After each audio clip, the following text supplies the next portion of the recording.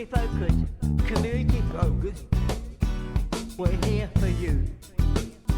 Our point of view. Asphalt Park. You're in North London. A week in review. We're here for you. Yeah. Hooray! Hooray! Hooray!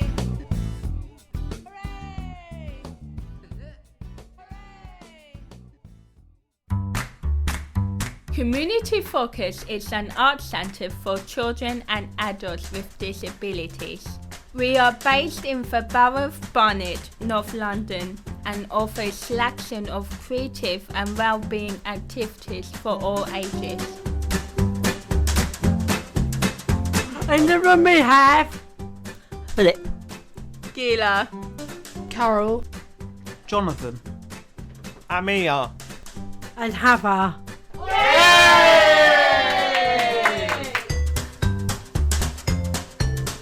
In today's episode, we're returning to the topic of relationships and connection, from friendships and family to dating. We discuss what makes us like someone and the things that might give us the ick, and having additional needs, the importance of independence in relationships. We also share advice for anyone who might feel nervous about dating or making new friends, especially when living with a disability. The good news! Good afternoon, ladies and gentlemen. Has anyone got any good news?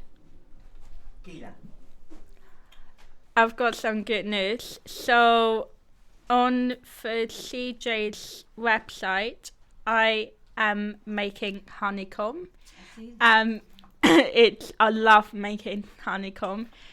I think it's my favourite thing to do ever at CJ's. Whenever it's on the board, the whiteboard, I like, son, like the board, do you know what I'm going to do? She's like, honeycomb. I'm like, yeah. So if you want to see the video, it's on CJ's Bakery Instagram profile. It's just a short clip, but it's very, very good. So I think that's my good news. So we've got some good news, haven't we, Phil? We have got some good news. Ooh. What's about? Tell me more. Do you know Laurent, who does... he's one of our fine artists. Yeah. Well, you might recognise him because he did some buses for the exhibition. He did a whole wall of buses. Did you see them in the exhibition? Does he see it now? Well, one of his buses has been selected to perhaps be in the Royal Academy Summer Show, which is massive. It means that tens of thousands of people are going to see it. And he's got through round after round after round, and we found out this week they want him to bring his artwork into the Royal Academy for final judging. And if he gets through, it'll be a really big deal because he'll be able to sell that piece of artwork, and he's got quite a large price tag on it. And like I said, tens of thousands of people are going to see it, and we might have to do a podcast about him if it gets through, because it'll be up in the Royal Academy all summer. Wow, that's amazing. And how many people entered? How many people did he compete against? Oh, that's a good question. Every year, 16,500 to 18,000 submissions. Oh, good. And only, out of those 18,000, only 4,000 are shortlisted. And typically, there's only about 1,800 entries. So he's gone from 18,000 down to the last 4,000 shortlisted. So that is a massive achievement for Laurent. And like I said, if he gets in, I think we've got to have him on as a star guest. Definitely.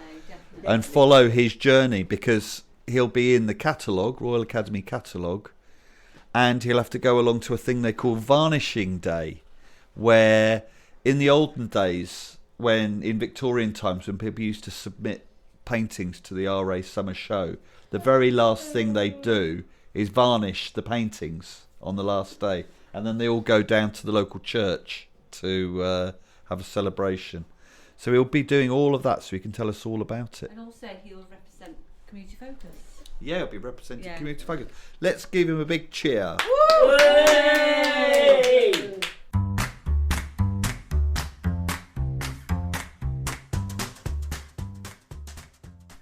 What advice would you give to someone with a disability who feels nervous about dating or making new friends? I would probably say just go for, like, just see what they are like, and I would probably just be with them just in case they need some support, because I love giving people support, and I would just be there in case they need a cuddle or whatever they need. I'm there. What you said is quite inspirational. Like, just like advice can just like lift someone up and tell them that they can do it. What advice would you give to someone with a disability who feels nervous about dating or making new friends? I would say, if you don't try, you don't know. You know, you got people think because we've got a disability, we don't have feelings, that we do. It doesn't matter if you're disabled or not. We all got feelings. It never stopped me at all, no, because I like being with people. I'm a people person, you know. It never stood in my way. No way. Go for it. So, Phil, how do you have like the confidence to actually like date? You just first time you meet them, ask them questions to see what interest they're into it. You know, you start talking and you know you carry on until things happened. Yeah, things happen. Yeah. Oh, we're not going down.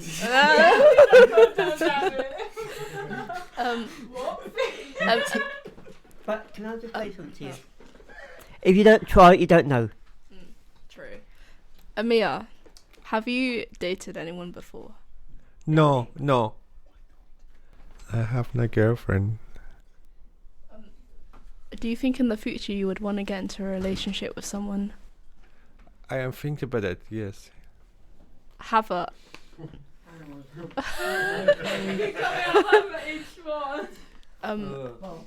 How many guys have you dated? How many guys?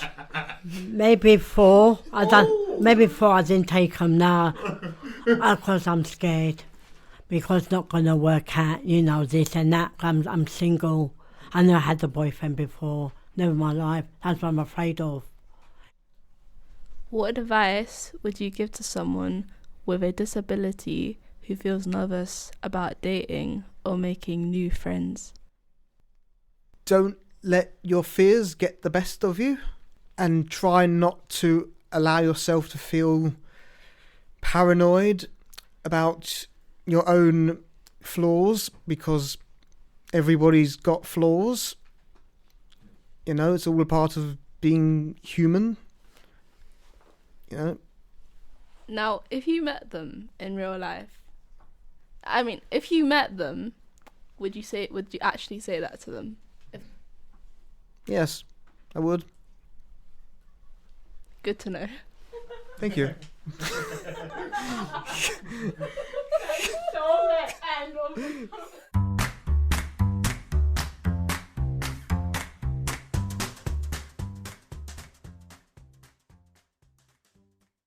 Pavement guest by Alistair Scriven.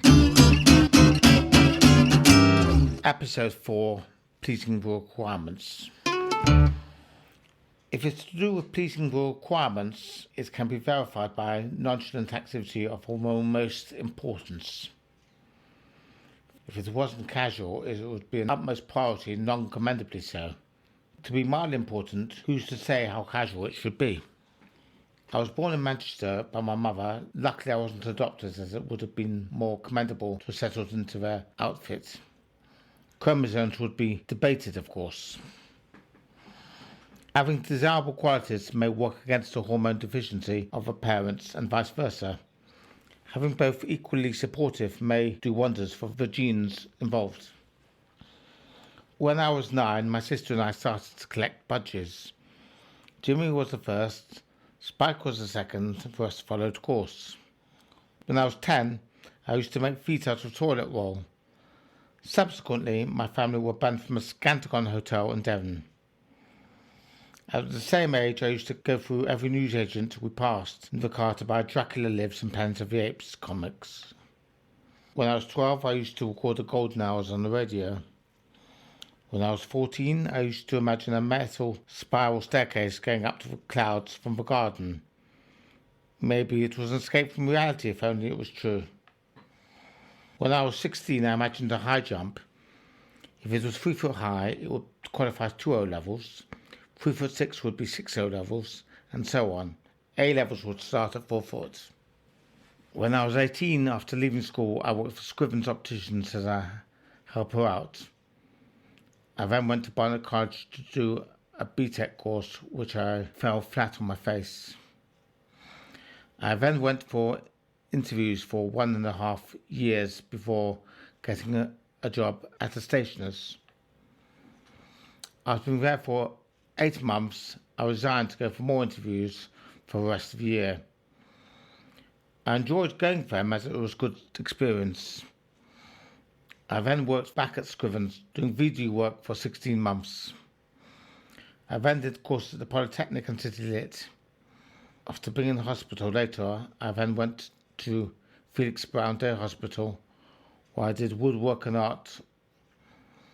Afterwards, I had a breakdown and tried to do maths O-level, which I failed twice. To put a long story short, I was readmitted to Felix Brown for treatment. I made a name for myself because of my anxiety in the teeth.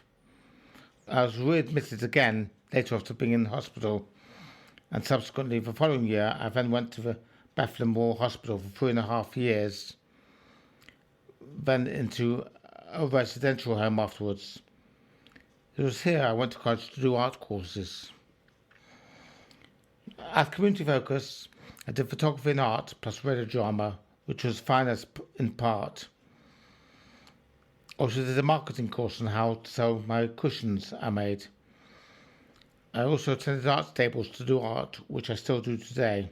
It was in 2013 I attended Jewish Care Amelia House to work in the post room, where I did franking posts. I left this job in 2018. I subsequently worked in the local library at reception until COVID started. I also worked in a charity shop looking after the clothing and goods. This was also before COVID. I've been in several exhibitions at the Cotter Trust, one in 2015, 2021 and 2022 respectively, where I received 3 Platinum Awards. One from the exhibition, of course. I have visited plenty of art exhibitions in London over the last 12 years for my inspiration. By Alistair Scriven, the end. I wrote this because I wanted to give an autobiography of my life from when I was a child till how I'm growing up presently. So, goodbye.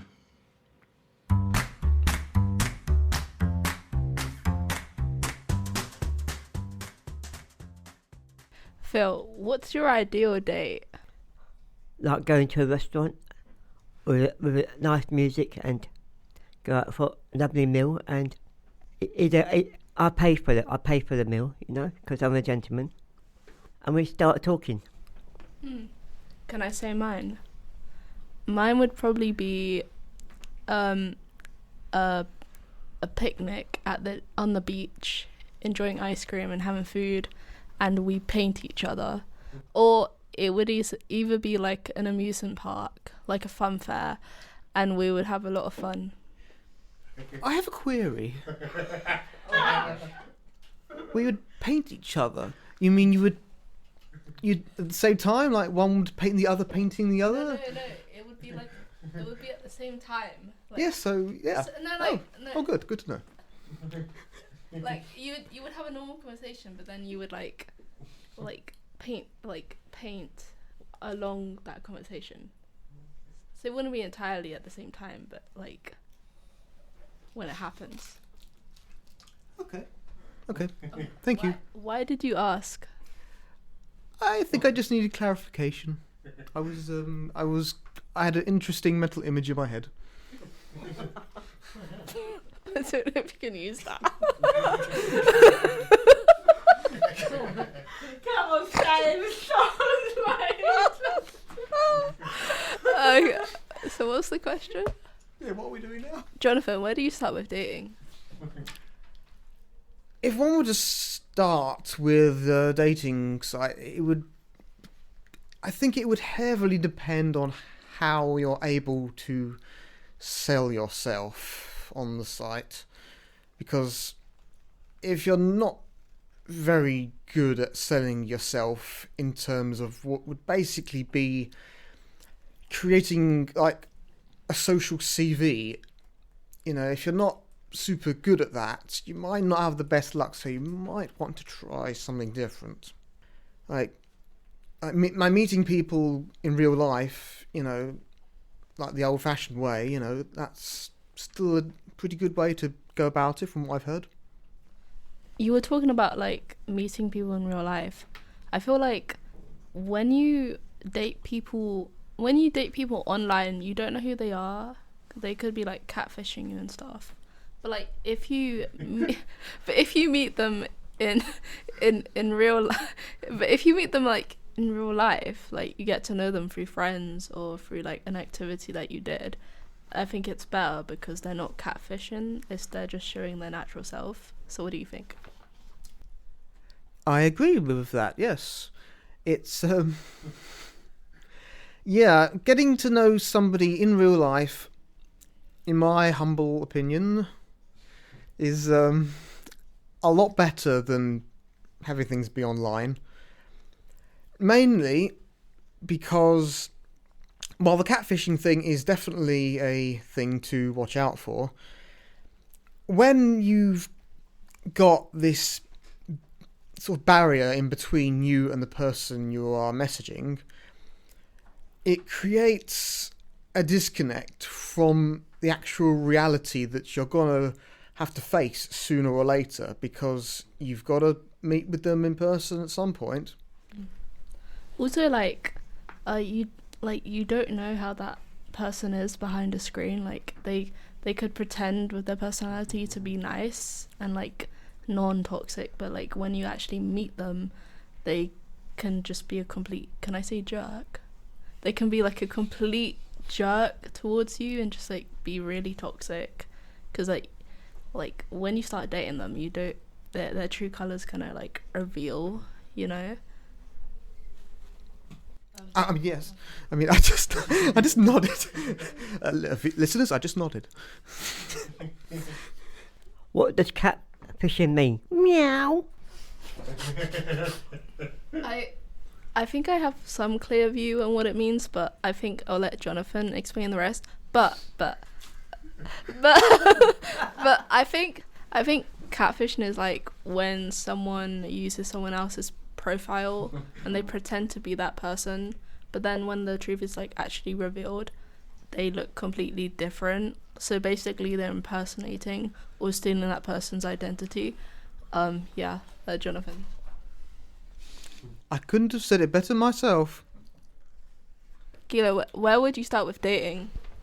Thank you for that question, Carol. I don't think I'm ready to think about that quite yet. Just because a lot going on and I just can't think about that question yet. But if I do find someone, then I would think about it but not until the time is right.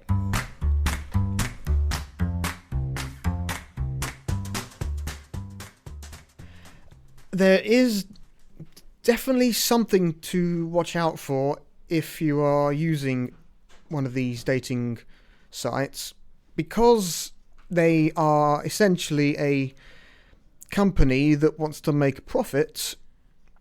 They will lock their features, or at least the vast majority of them, behind a paywall.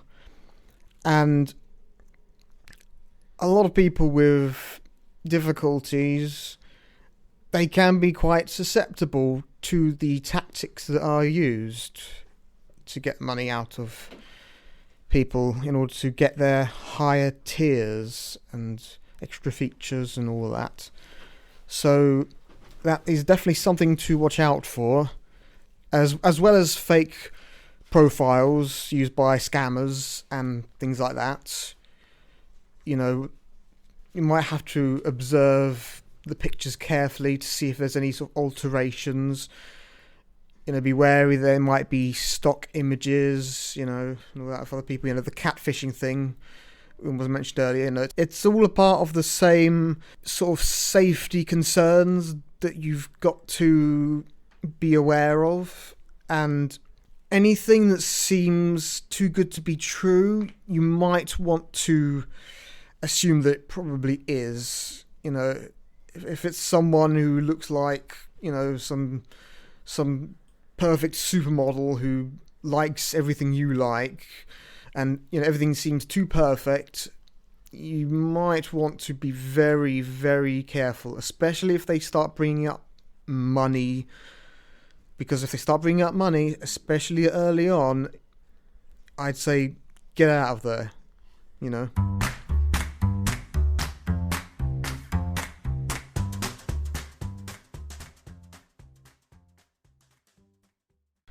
What are the pros and cons about mentioning your disability when using a dating site? Mentioning your disability, your disability or your special needs to someone might throw them off, and it might make it a bit complicated, where they think, I don't, like, someone who doesn't have like a special needs might think, I don't know how to deal with them, it might be hard and stuff, so maybe I don't want to date them. They might look like a freak or something like that. Because like a lot of people, like there's a lot of judgmental people that will judge, and I think like people with additional needs who are sometimes ashamed of their special needs, so that's why they hide it in a way, so to look normal for like when they want to date. I would say that it is better to be upfront about it, because you can unintentionally come across as deceptive if you don't.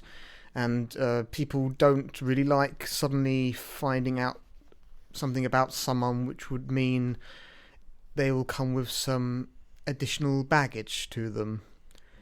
You know, if they don't mention that they are unable to walk, and after an extended period of time with them on the site, whatever site it may be, you know, you might have plans with them that might involve a lot of travel, and you get in a certain mindset of it being a certain way, then suddenly it's revealed that those plans would have to be very different to what you originally thought, and that sudden change can be very off-putting to some people. And it's best if they just knew as much as they could right away, so that they know what they're getting into.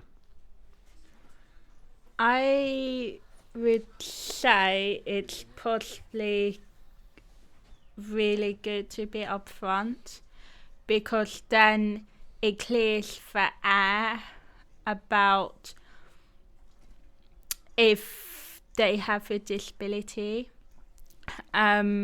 Most of the time I'm really upfront with people. Like, I tell them that I have a disability and learning difficulties, and then may need help, so that they are aware and I can get the help and support I need. So I feel like you should just tell them on the website, or you should just tell them when you meet them, just to clear the air.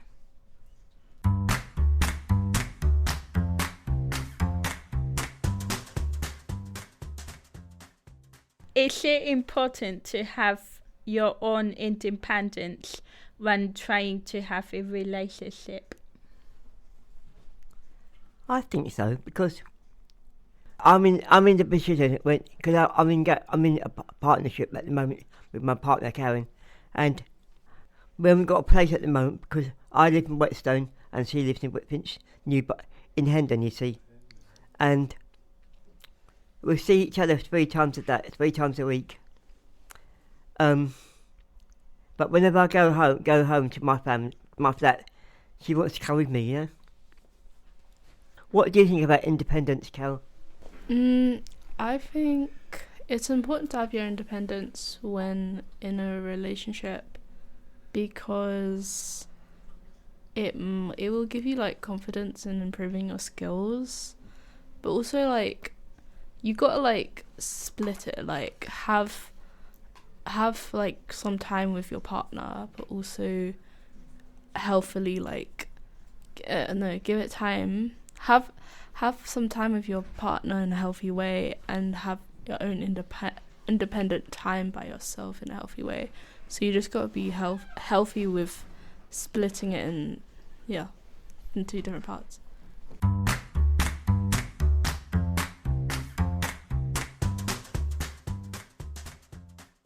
Final thoughts on relationships.